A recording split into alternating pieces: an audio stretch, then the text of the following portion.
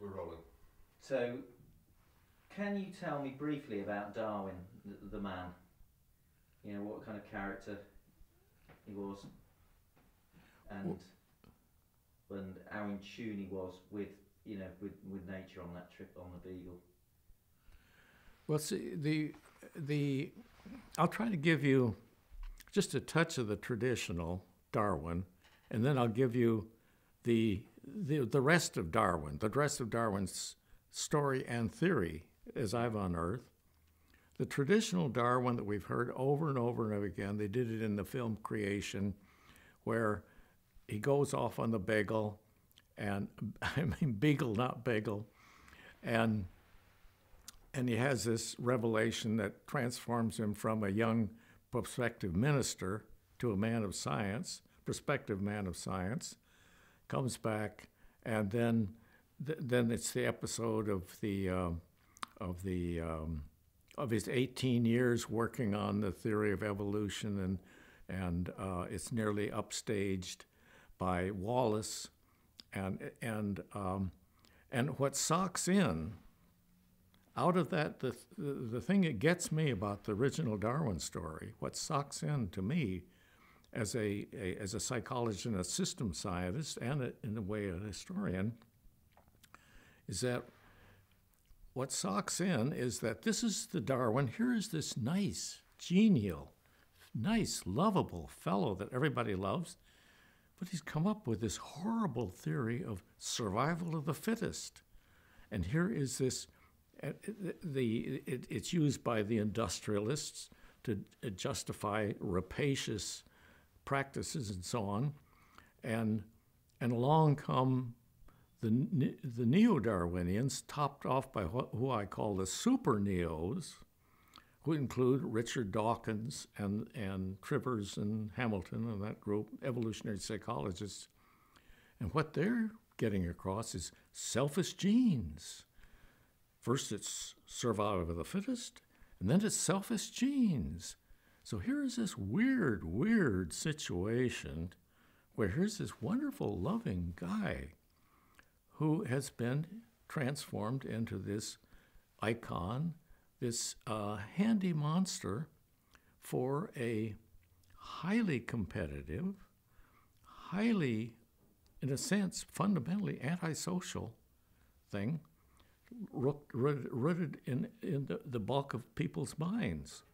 On one hand, you've got the scientists saying, well, of course, that isn't what we mean when we talk about natural selection. We don't really mean survival of the fittest. And Dawkins comes along and says, oh, well, selfish genes was just sort of a metaphor and so on.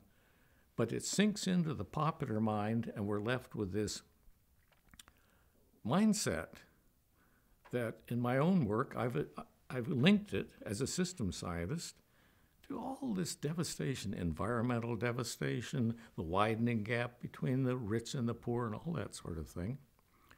And the other side of Darwin, what I've found that really slams it across most effectively, numbers.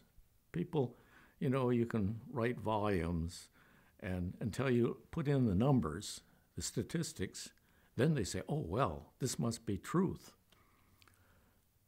I won't go into it too much, but I became engaged as a co-founder of a advanced research group, the General Evolution Research Group, composed of multidisciplinary scientists from around the world and from the various nations, laboring on what should be the ideal. We were driven by the development of chaos theory. What should be the ideal theory of evolution? And I thought to myself, you know, I really ought to take a look at this Darwin, because I don't know much about him except, you know, the standard story. I went to The Descent of Man. The focus is mainly on the origin of species, which became the backup for survival of the fittest. I go to The Descent of Man, which opens, he says in effect, I am now moving on from the looking at the pre-human picture to the look at human evolution. What happens at our level? What does he write about? As a social scientist, I have used many research projects, a technique known as content analysis by word count. You simply go, and I had a computerized version of The Descent of Man, and so I could just put in a word, zip, zip, zip, zip, zip. It would tell me how many times he uses the word. So I figure, well, I'll try survival of the fittest on The Descent of Man. Bing, twice. Twice in this 820-page volume, he uses the term survival of the fittest, and one time it's to apologize for ever using the term.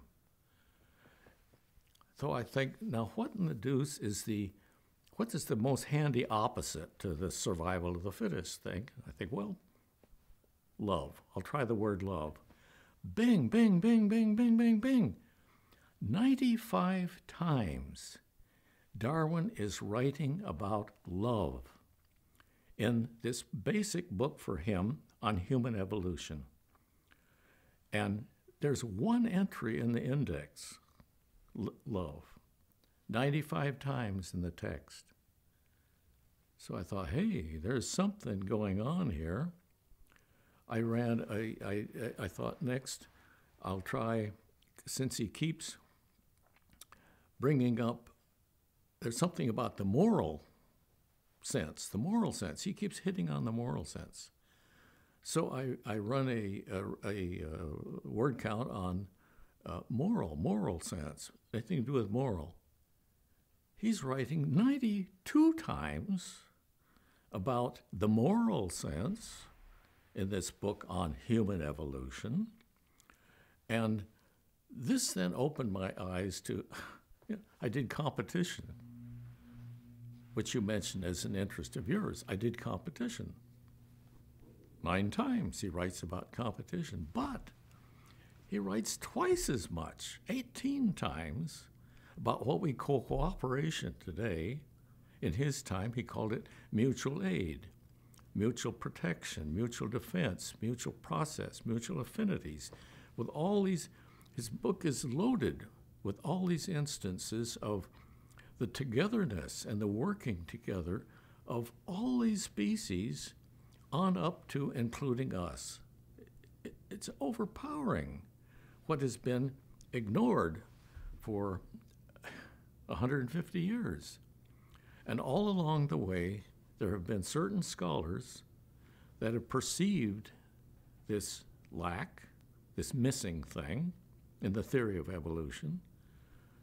They get a little bit of attention and then they're blanked out because it doesn't fit the needs of the system, of the social economic system, the prevailing paradigm, and it's blanked out. So anyway, what I've given, at least... Can I just stop you there? I'm just thinking about that noise there, because we want to listen. Do you know, is that a heater? Wait a minute.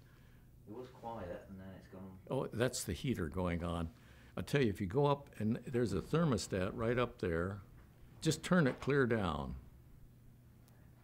and that'll cut it off. Yeah, I meant to cut that off.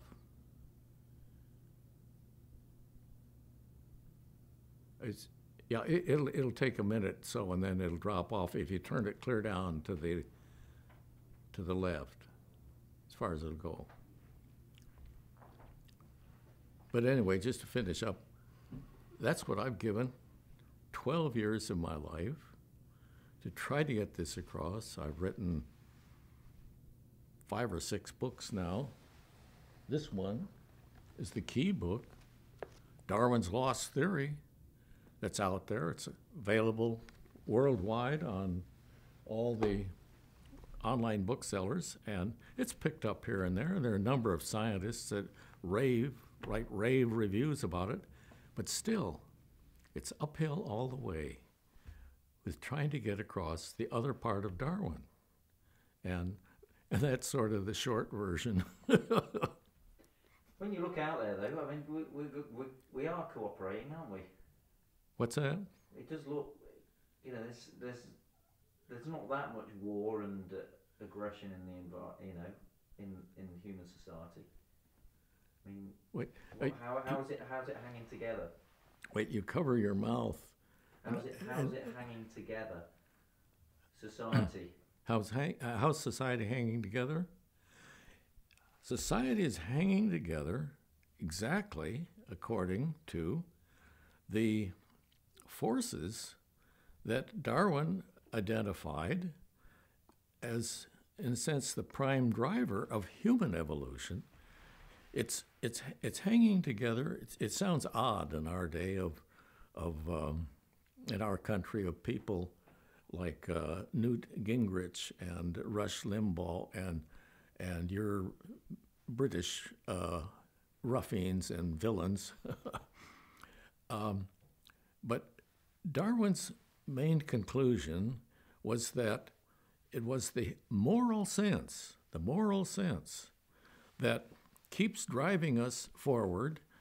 There are all these forces in society that try to suck us back. In a sense, it's like there are two vectors going there. One is the thrust forward to advance evolution, and the other is a thrust backward to either hold it in place, check us in place, or literally drive us backward. We happen in this country, and unfortunately a good part of the world, to be during a wave of an intense drive backward.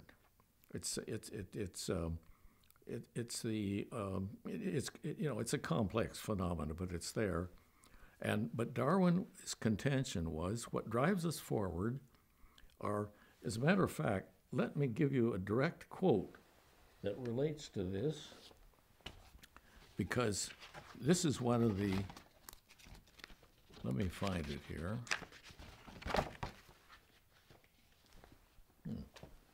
Oh, here it is, here. There are certain quotes in Darwin that are revelatory, and they're right there. They're generally in the conclusions of both the descent of man and the origin of species. I can come to the origin of species one as a pivotal quote, but the Darwin quote in the descent of man that is really, this is direct quote, important as the struggle for existence has been, and even still is, yet as far as the highest part of our nature is concerned, there are other agencies more important. For the moral qualities are advanced either directly or indirectly, much more through the effects of habit, by our reasoning powers, by instruction, by religion, this is Darwin, etc., then through natural selection. There's quotes, innumerable quotes, backing up what he's saying over and over again is, look, at our level, natural selection is like that giant booster rocket that's shot us off into space, but now to get on further, there is these other rockets that take off at the human level, these other higher agencies, and he names them. I have yet to see one single book on Darwin out of the hundreds that are written and published, anything calling attention to this quote, and it's there in the conclusion. Talking about us as people, how many million years are there of evolution within each of us? I mean, it's essentially what when you talk about the moral sense, it's kind of like within us. You know, like you're saying, our heads are being turned, but our hearts, if they have the time. Well, see, what's also fascinating in Darwin, that speaks directly to that question, and which I found is massively corroborated by modern brain research, including the research of two of the greatest brain researchers of the 20th century, who were and are my friends. One is dead and the other is still living. The great fundamental brain researcher that's died, unfortunately, was Paul MacLean with the triune brain theory, and the one that's fortunately still living in his 90s is Carl Pribram. Darwin laid down, and the fascinating thing is this: he laid it down when he was 29, 28 actually, just after he came back from the voyage of the Beagle. He had these private notebooks, and in them, in these little terse things, he was very concerned about morality because he'd intended to be a minister and then switched. He has 3 places, 3 quick notes, where he lays down his actual theory of the development of the moral sense, which goes like this in relation to how far back does it go. He says, the moral sense evolutionarily begins with the first emergence of the sex instinct. In other words, here is this early period of organisms that when they need to multiply, they just split themselves off, and the emergence of sex appears where there are 2 organisms that have to get together. This is what fascinates me. They got to get together in order to mate. There has to be mutual attraction there. And it isn't just a matter of one raping the other. There has to be this mutual attraction. And so it begins with the sexual instinct, and this has been identified in the work of people like Lynn Margulis, the biologist Lynn Margulis, of, I think it's something like maybe 1 billion years ago, something like that. Then Darwin says, the next stage, this leads to the emergence of the parental instinct. And this comes along at a certain later stage that's identified in both the fossil record for paleontology and in the brain research. The sex instinct shows up in the hypothalamus.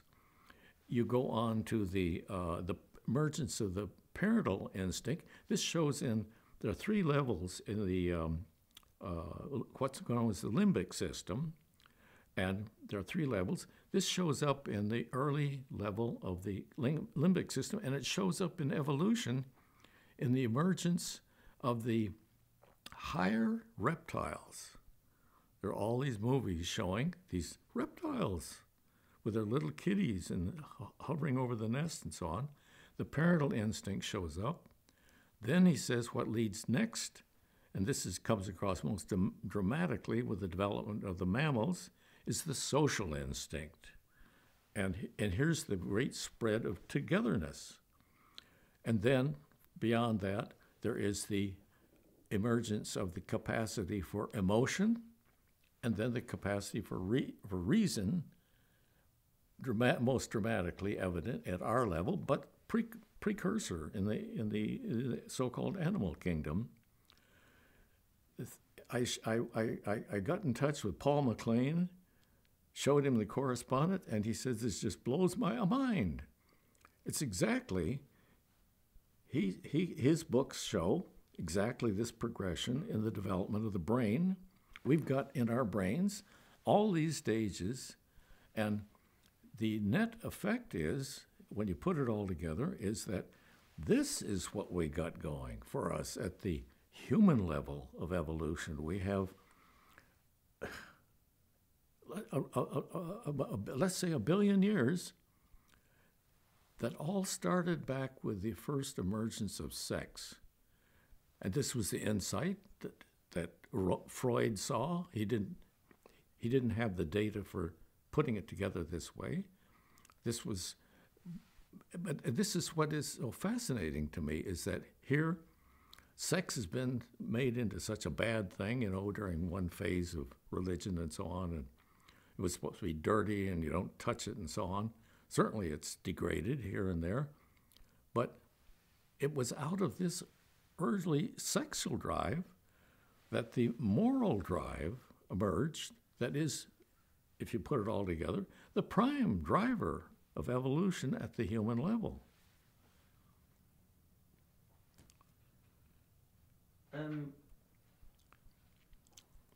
Where do you think it's going then?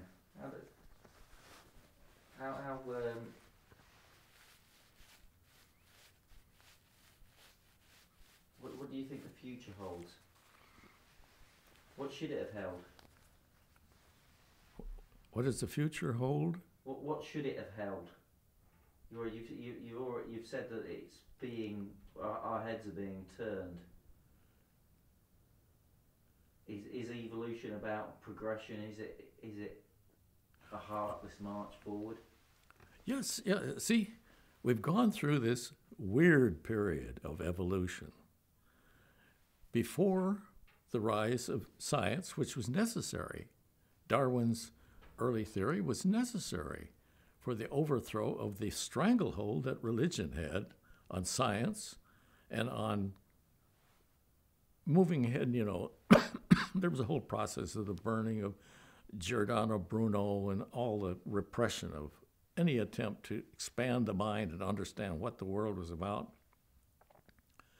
And I'm losing track of where I'm going. Just one second, let me pick up. I'm trying to recap where we're going with this. We were talking about, you were talking about how it is, we were talking about where we should have been going before our heads were turned. Where we should have been. Well, yeah. Here's the thing. Prior to the science's overthrow of the religious mindset, there was this automatic impression: we're moving forward. We're moving forward. What use is it all if we're not moving forward, if we're not getting better? Why should we build all these churches? Why should we have Bach? Why should we have Mozart masses? Why should we have all this? And it's science, the Greeks, all this focus on progression. Let's move ahead.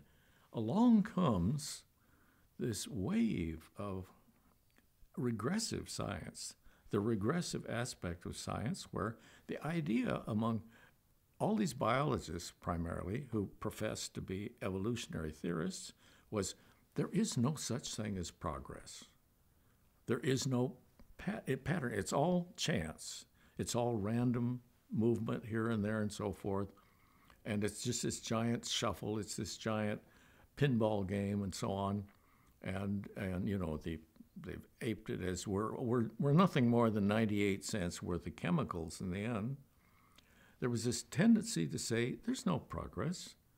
And then finally there was a little squeak and they said, well, you know, and what gets me is here are all these scientists. And they're saying, well, of course there is evidence that there is a movement toward more complexity. But you know, who's to say what is progress and so on?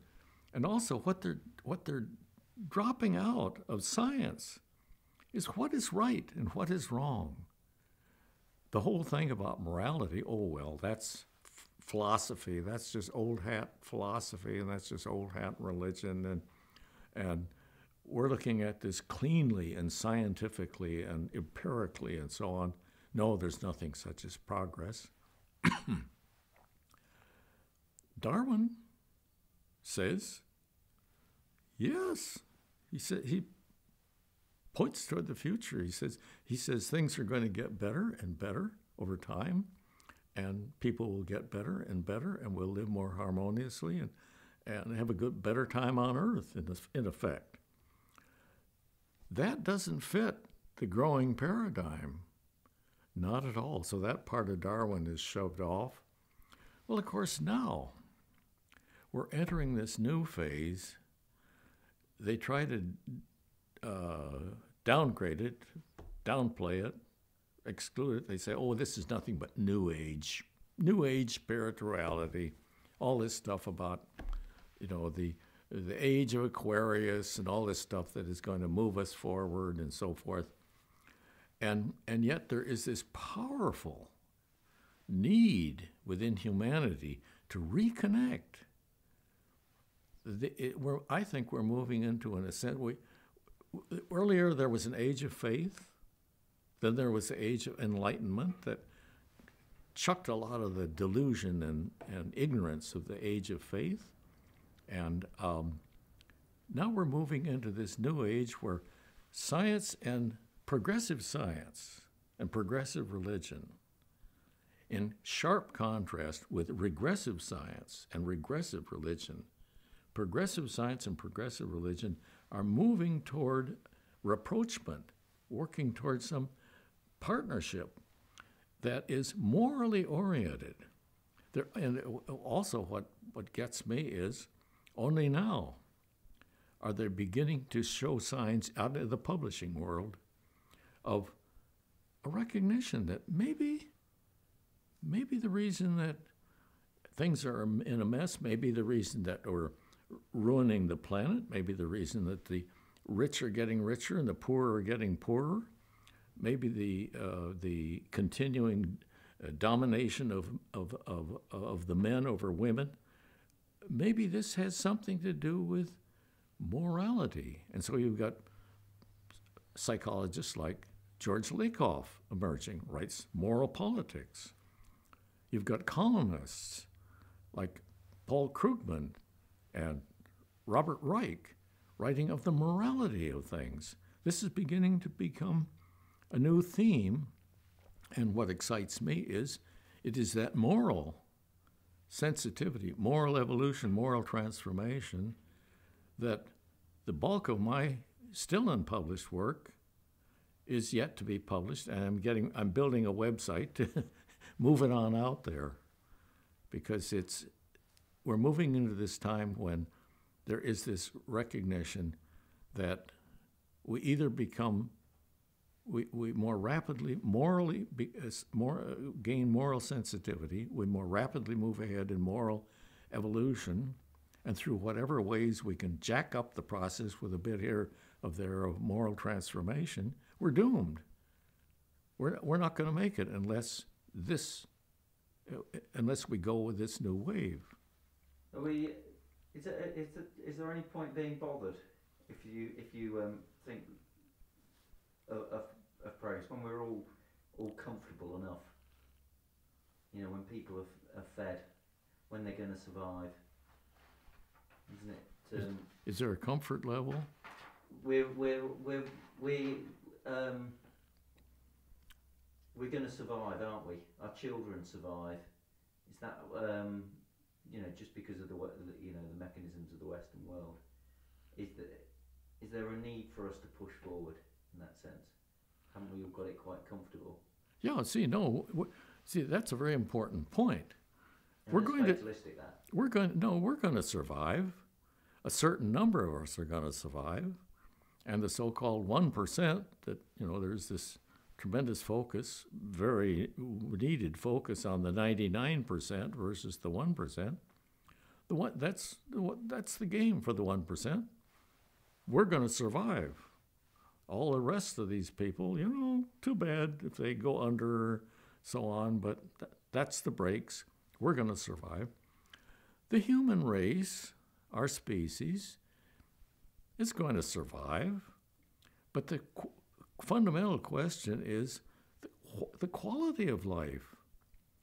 And you mentioned this interest in the mouse universe experiment, which I then took a look at, and fascinates me because it is a reflection of what we face, that we'll survive, but we'll go downhill, downhill, downhill, downhill. In more and more, as a matter of fact, the book I have, well, let me get it.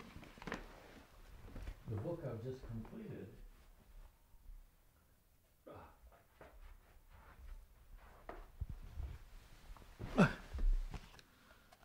Yeah, this is the theme of the book I've just completed. It's called The Parable of the Three Villages. And what fascinates me about the mouse universe experiment, do you want me to quickly characterize it? What? The mouse universe or your book? What's that? What do you... What's the connection? No, man, what was your question to me then? Would you want me to quickly sketch the mouse universe experiment? You can always cut it out. No, because I already know what the mouse universe is. Okay, well, you know the mice are in this tank, and they're getting along fine. They've got all the food and everything they need, but then they run up against the environmental limits. It can only hold so many. It becomes a question of overpopulation. And it isn't just the lack of resources, it's simply the factor of overpopulation pushing up against the limits. In this book, The Parable of the Three Villages, it's purportedly a rediscovery of an ancient manuscript, a familiar tack taken in literary terms, of three villages: the noble village of Osanto, which represents all that is desired, the moral sense in its ultimate; the vicious village of Snarlsgur, which is exactly the opposite; and the woeful village of Mistifu. Mistifu is this village of people who are just absolutely overwhelmed by all this consumerism, all this media getting, say, buy me, look at me, buy me. These people are just out there scrabbling to get more money, to buy more goods, and they don't have time to even think anymore. And the combination of Snarlsgur that's taken out to take over Mistifu, and Snarlsgur, of course, since this is it's a political commentary under the guise of, like Orwell did with 1984, or Huxley with Brave New World. It's a commentary on what's happening right now. Snarlsgur is a conglomeration of, in quickest analogy to what's happening politically in America, what has taken over the Republican Party, the GOP, this lunacy against everything that would make a better life. And the bulk of them, the connection with the mouse universe thing that got me was, I saw the mouse thing, the limits are this tank. Well, in our case, the limits are the enclosure, the lack of any moral sensitivity, true moral sensitivity, in the Snarlsgurians of our time, and the confusion and the lack of ability to think in the Mistifuians of our time. Go on then, give us your view on Diamond. On what, the collapse? Yeah. Yeah. Well, see, of course, I naturally, like all of us, I related to my own work. And what struck me is, see, I've been, one thing that that is, in a sense, overwhelmed me over and over again is that I'm now able, from my work with Darwin's sense of the moral sense and all the other work that I've written about that relate to the development of this and so on, I find it problem after problem of the so-called world problematique, the mess, the international mess we face. The root, you go right back down to, there's a moral question where they made the wrong choice, and we're caught in a series of, an explosion of moral wrong choices. So what fascinated me about Jared Diamond's collapse was I went down his indicators of collapse, and I found vast majority of them I could look down and I could say, hey, there is the moral failure at the core. He does, I think, let's see, he identifies five factors that contribute to collapse. He lists 12 environmental problems, and he brings in 4 new factors. The bulk of them, I find, you go down to the core and you find a moral failure. Like his first one, of the 5 factors, for instance, the 5 factors that contribute to collapse: climate change, hostile neighbors, collapse of essential trading partners, environmental problems, and failure to adapt to environmental issues. Well, you go for climate change. You go down to the moral factor under climate change, and bing, you find that the clear cutting of the Amazon forest is one of the factors in the climate change. And what lies at the core of the clear cutting? It's the rapacious greed of international corporations, mainly Japanese, an amazing amount of Japanese, of Asian, moving in and just, they don't care about replanting the trees or the indigenous people or anything. All they're interested in is cutting those forests and taking out the timber, or providing land to raise cattle for hamburgers. And the hostile neighbors factor, oh my goodness, you go down to any of the roots of the wars, the hostile neighbors, the hostility, for instance, that overwhelms me of the Arab, all this vast Arab land mass surrounding tiny little Israel and this little sliver of land, this massive hatred pouring there, teaching their children hatred and so on. You go down there, and at the core of it is a morally indefensible position, a choice, the wrong choice. A thing like a collapse of essential trading partners. Well, what's the connection for a collapse of essential trading partners? I thought, trust. You can't, this goes back to Adam Smith. You can't have a decent economic system without some factor of trust. You have to be able to trust the person you're selling to or that you're buying from, or the thing begins to collapse. And it's that way. Same for environmental problems, much like and failure to adapt to environmental issues. Same thing. You can go down to each one of the problems that we face today, and at the core is the failure of a moral decision, the wrong choice. And of course, where does this go? This goes back to Jesus. It goes back to Gautama for Buddhism. It goes back to all the so-called great avatars who emerged. They keep telling us the same thing, including Darwin.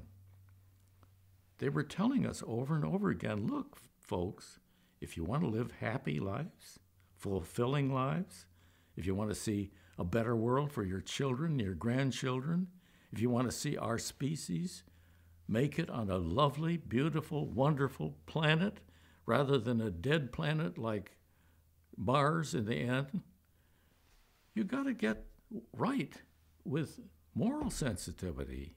You got to get right in tune with moral evolution. You've got to look for ways to speed up the process with moral transformation.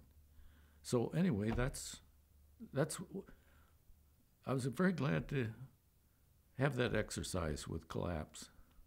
Yeah, he's work's very good because it's very thorough. Uh-huh. It's like, to sell it, he has gone into every single detail. It's unbelievably researched. It's like you can't fault it by the end. Uh-huh. You completely buy into the story of each of the collapses that happened. Yeah. As to what happened. Yeah. Anyway, I'm going to throw you a curveball here because I'm going to try and get through a few little point. Why is solitary confinement such a fierce punishment? You mentioned it in your book. Yeah, I mean, essentially, it's that social side that we're built to be with people. No, wait, what's that again? How's that? Why is solitary confinement such an effective punishment? Why should solitary confinement be effective punishment? You know, why is it viewed as a punishment?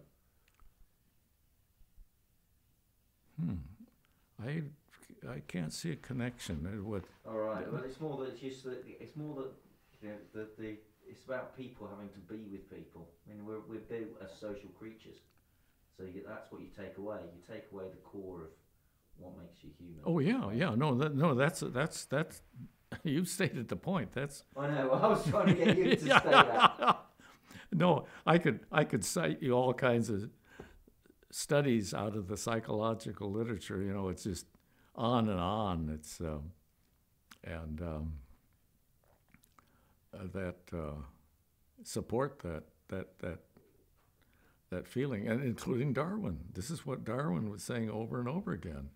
And see what one of the many things that get me. I wrote another book. A new version is coming out called Darwin in Love. What it is, it's all drawn out of the buried aspects, ignored aspects of the descent of man. I simply went to the 95 places in the descent of man where he uses the word love, and I find all these tremendous stories of the togetherness of all these species, birds and insects and elephants and everything you can think of, including us, that the need we have for each other to evolve into the people that we have a chance to become. And I put all these little stories together, brought it out. It's a book called Darwin in Love. To me, it's overwhelming. Why, if morality is the basis of humanity, when it comes to elections, why do we vote against it? No, run that by me again. Why, if you're saying that morality is the basis, and I thought in thinking about our need for cooperation, why is it that we vote against it in elections? You know, you say. Oh, we vote against it because it's so many factors. One is ignorance. One is, and you can say ignorance, but then the problem is the amount of educated people that fall in line with the destructive track into the future. Over and over again, see what I see over and over again. It's the predators versus the prey. It's the dominators versus in my wife's work, Rian Eisler's work, the partnership, the dominator versus the partnership model. Over and over again, it's the rise of these power-seeking people who are fundamentally unscrupulous. They're out for either all the money they can get or all the power they can get, and they're willing to play any game in order to get election, in order to, in psychiatry, there is a syndrome known as the borderline personality. These are people who are very often quite charming, very usually intellectually well gifted and so on, but they're abnormally gifted at the ability to sneak their way and cajole their way up to the top in businesses, in churches, in government, and so on. And this is what you've got on display right now in the run-up to the American election. You've got a collection, I don't have to name them because you see them every day, of these power-seeking people who will say anything to get elected, to get to the top, in order to and what they wind up doing functionally within evolution is they hold us back, they drive us backward. They are the drag upon moving forward. But see, transcending that is the other factor that becomes way too much to explore, but that is the nature of a whole social system that holds a certain paradigm in place. Are we now living, I mean, when you think about human evolution, it happened over like 500,000, 1 million years, and yet the present societies that we live in, these huge, with 7 billion people on the planet, and societies that are collectives like America, 250 million, are we living in a very different type of society that's very much at odds to what we were built from? Our evolutionary history occurred in a very different environment to what we're living in now. Well, see, yeah, that's true, except that as a system scientist, what's over and over impressed me is that so much of science here's the universe of knowledge, and we get hold of this and we say this is it. We get hold of this and we say this is it. We get hold of this and we say this is it. But you transcend that and you see it's this larger thing of interconnections and everything.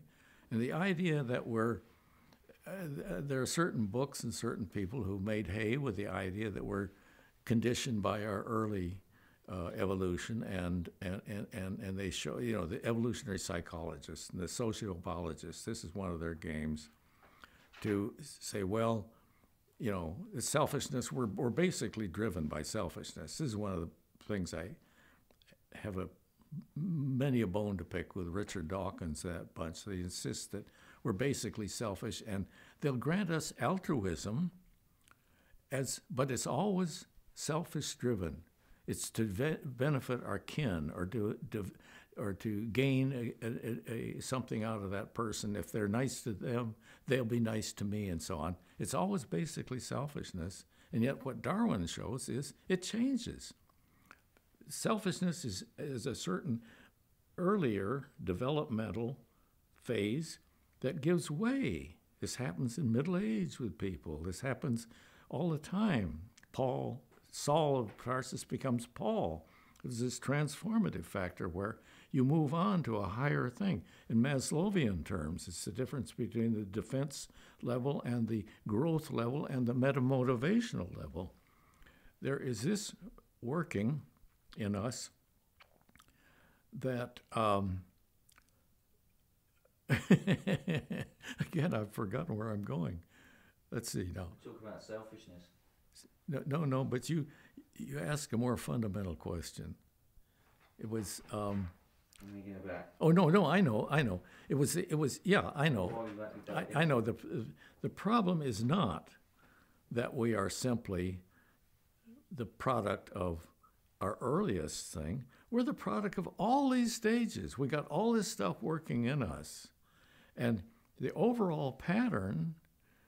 It's hard to see if you look at just a single century, but the overall pattern is we're gradually moving toward becoming better and better and better. The big catch is, can we move quickly enough to become better to avoid wiping ourselves out? Because we don't have another century to fail and then recover. Up to this point in human evolution, we always had another century or another millennium to fail and then recover. We've run out of time. We've got to get the choices much more rapidly right now, or we're headed for doom. We're headed for doom for the planet eventually. But there has been this movement forward that is our hope, and it is our salvation.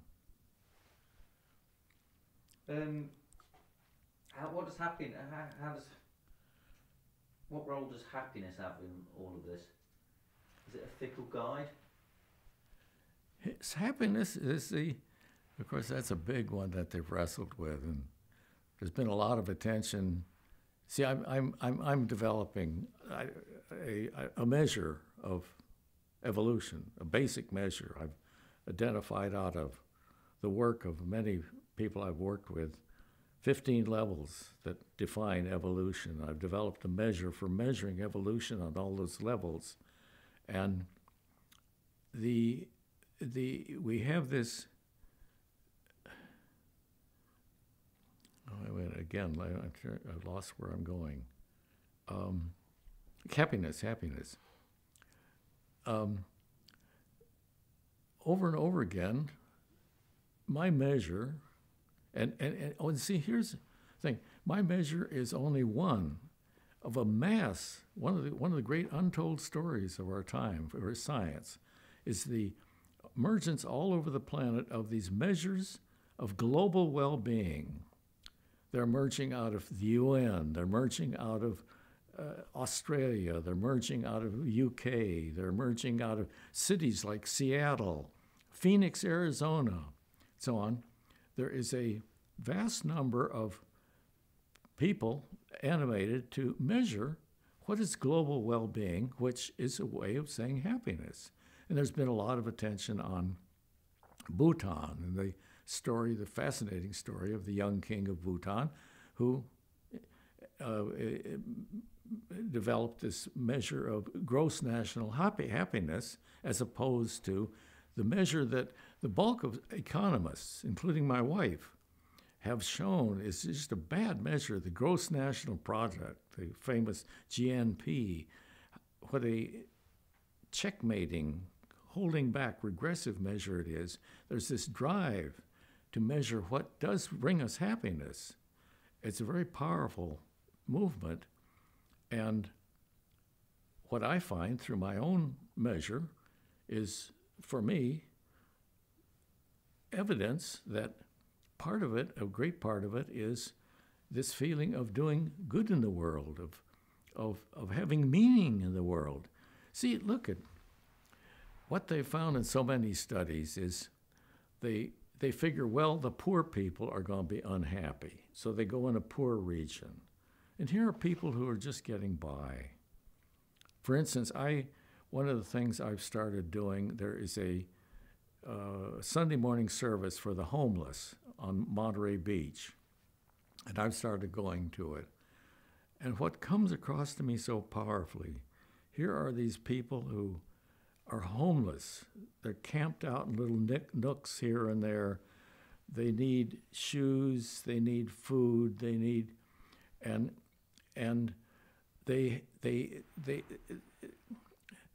they're actually, what they're expressing is, they called upon to say what they're feeling, and they say, I'm so grateful that the sun is shining today, and I'm so appreciative of the food here, and I feel this wonderful sense of love. And they're expressing happiness. And of course, they've done these studies in all these areas around the world where people have literally almost nothing, and they'll find happiness. They'll find happiness. And they say, so money isn't the root of happiness. Of course, I think it certainly helps. There's no denying that.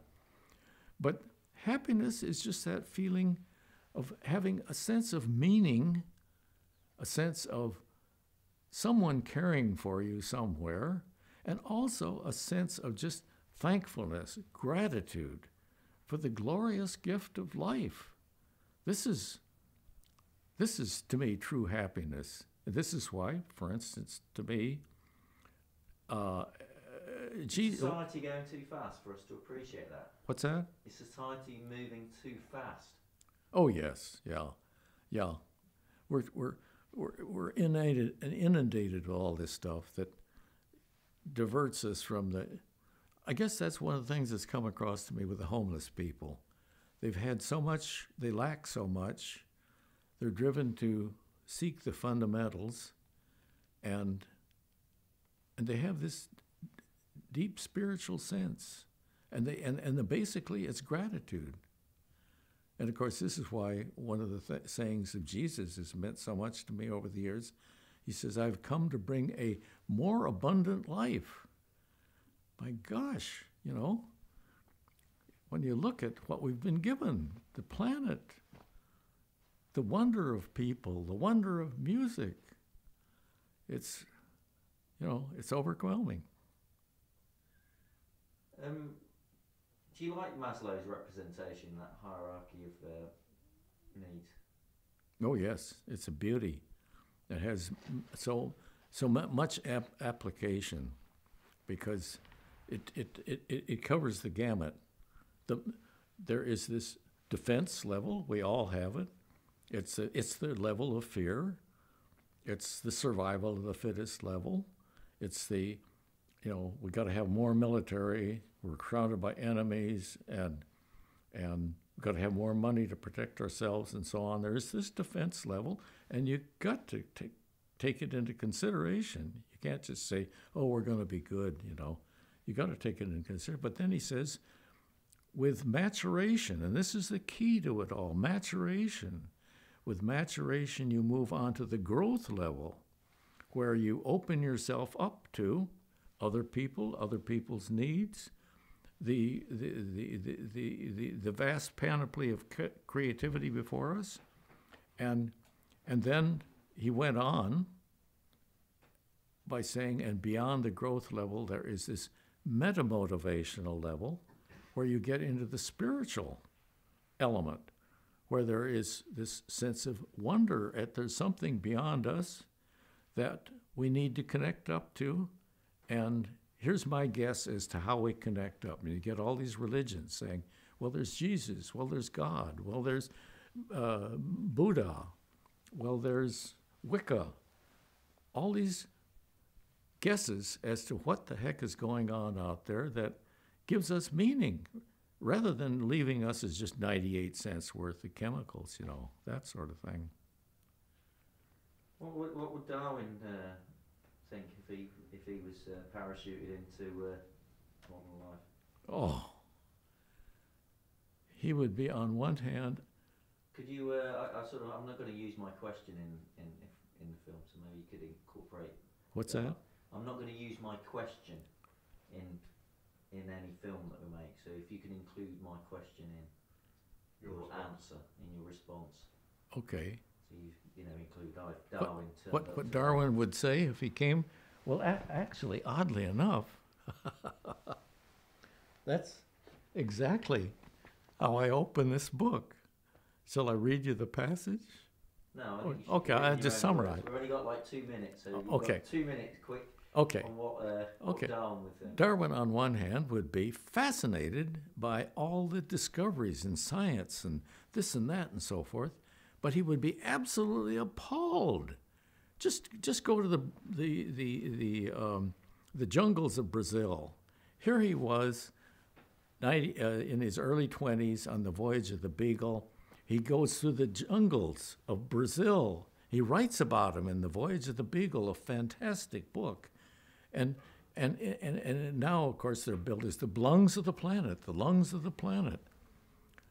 He would be appalled to discover that all over the earth, the wonders of the earth that he knew, that he visited, he traveled clear around the world, he would be appalled at the ignorance, the stupidity, the greed of the people that were despoiling our earth.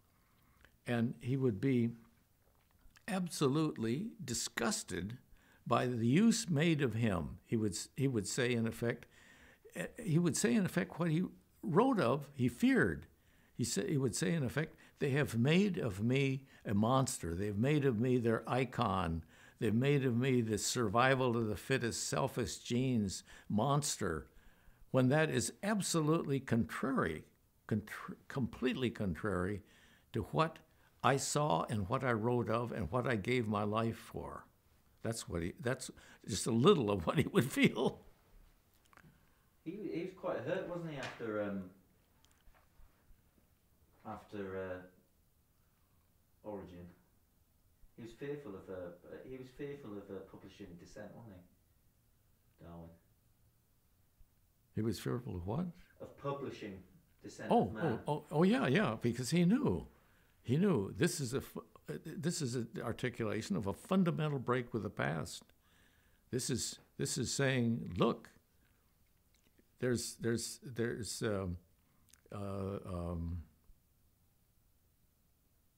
knew that this was up against the paradigm. The paradigm was here, and he was threatening it. The idea of evolution was au courant, but nobody had come along and said, here's the scientific proof. Bing, bing, bing, bing, bing, bing, bing. And he knew when that came out, there'd be a tremendous reaction among some of his closest friends who were ministers. They turned against him. And the scientists, many scientists turned against him. He knew this was happen, and that's why he delayed. And he was forced to publish by Wallace coming up. Yeah. I think we'll call it a day. There we go. Just run out. Okay, great. Hey, brilliant. Thanks for your time. Yeah, now this book here. That's one that I've read, that one. Oh, you read this one? Yeah. In this cover? Yeah. Okay, Exactly okay. the same as that, yeah. I want to give you this copy.